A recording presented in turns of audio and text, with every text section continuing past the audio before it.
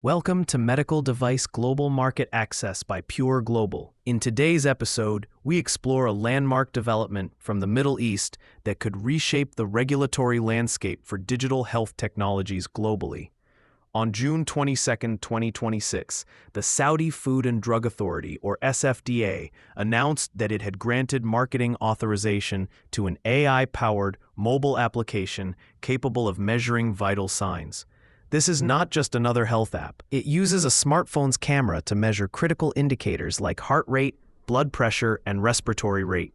The SFDA has claimed this is a global first for this specific type of technology, signaling a major milestone for both artificial intelligence in medicine and the Saudi regulatory framework. The technology at the heart of this application is known as remote photoplethysmography, or rPPG. It works by analyzing subtle changes in light reflected from a person's skin captured by the phone's camera. These changes correspond to the blood volume pulses beneath the skin's surface.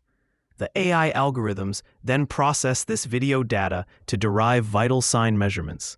While traditional photoplethysmography is common in pulse oximeters that clip onto a finger, rPPG offers a contactless, accessible method, turning any standard smartphone into a powerful health monitoring tool. The challenge has always been ensuring clinical-grade accuracy, which makes this SFDA approval particularly noteworthy. So, how did such a novel device navigate the regulatory process? The SFDA utilized two of its progressive mechanisms, the Regulatory Sandbox and the Innovative Medical Devices Pathway.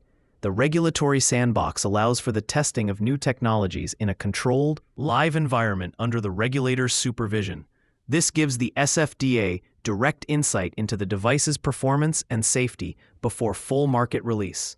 Following successful evaluation in the sandbox, the device likely proceeded through the dedicated pathway for innovative medical devices, which is designed to provide a flexible and accelerated review process for breakthrough technologies that address unmet medical needs. This dual pathway approach demonstrates the SFDA's commitment to fostering innovation while maintaining rigorous oversight.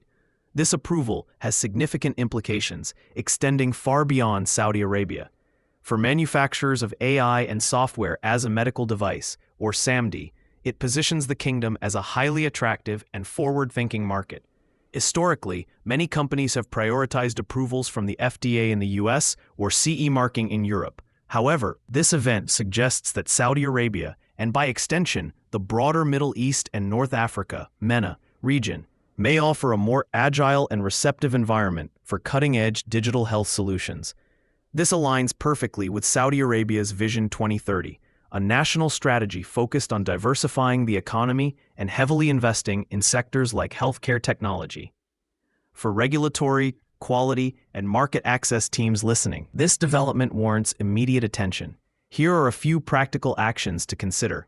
First, if your company develops novel SAMD or AI-driven devices, it is time to seriously reevaluate the MENA region, particularly Saudi Arabia, in your global market access strategy.